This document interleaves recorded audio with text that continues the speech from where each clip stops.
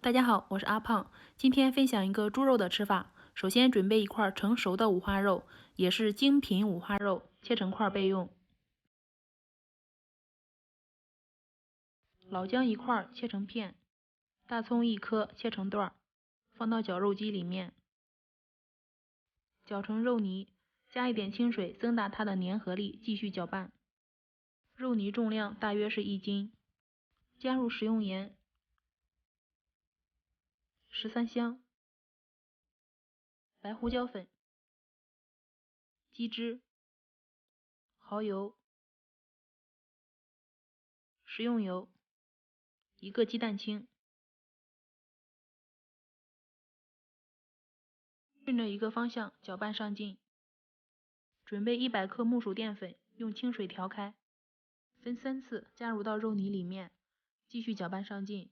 我们也可以用手抓，这样会更快一些。大约搅拌20分钟左右。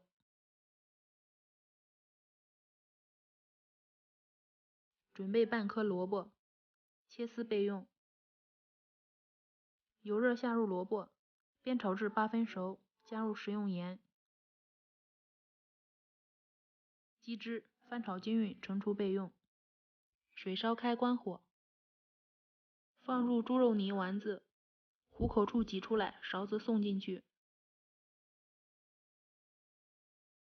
这样做的丸子颜色雪白，比鱼丸简单，还好吃。盖上盖子烧开，烧开之后下入炒好的萝卜丝，加一点虾米、青菜，